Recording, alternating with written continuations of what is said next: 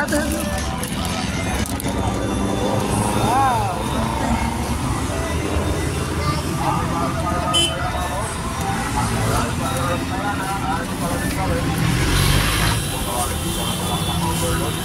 Wala ba tayong tubig? Yung hawak ko. Doon na sa bahay. Palagay mo sa kuya, pakilagay sa likod niya. Pakibul mo. Pakisuha mo.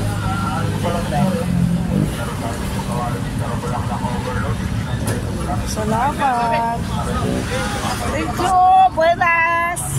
Merry Christmas. Merry Christmas, kuya. Salamat.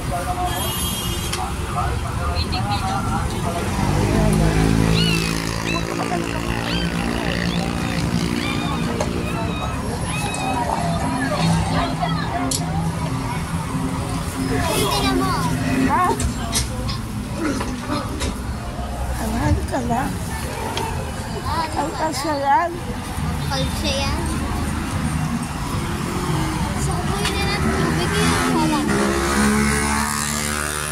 Makakay na ako sa upaw.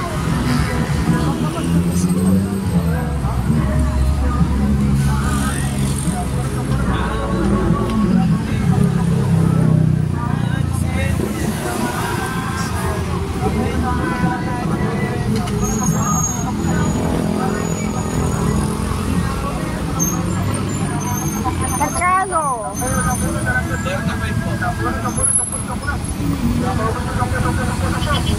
Oh, kasi bili ako sa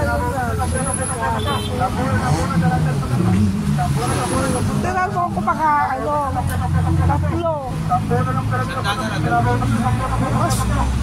Marami na mga may-stock dyan. Mga tao. Mama, si Chopper. Ha? Si Chopper. Asan?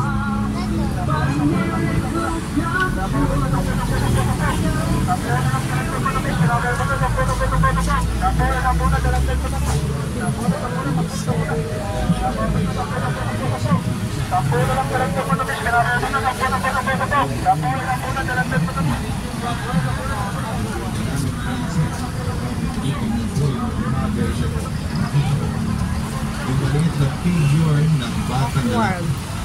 Nakatayo sa may sulok, nakatalikod, at hindi ko masyadong makita yung itsura. Pero yung buhok niya, mahaba at makintab at sobrang nakakakilabot. Bigla namang sumigaw si Joanna at sinabihan kami na may batang tumatakbo sa gilid niya. Mabilis kaming tumingin sa mga paligid pero walang batang nakita. Ang ginawa na lang namin ay nagmamadali kaming bumalik sa bahay papadudod. Dahil sa mga na-experience namin noon ay nagtanong-tanong kami sa mga kapitbahay. Papadudod sabi ng isang kapitbahay ay may higpit daw talaga ang lola ko. Merry Hindi lang daw Christmas! siya basta may higpit na matanda at para may galit sa buhay. Ngayong araw maganda ang Balik kami sa iyo, pinagdaanan ng kuya. nanay at mga kapatid niya kay Lola. Yung pinakamalapit na nangyari ay niya anong Sakay na tayo. Dito. Ay, gago pa. lalo na sa mga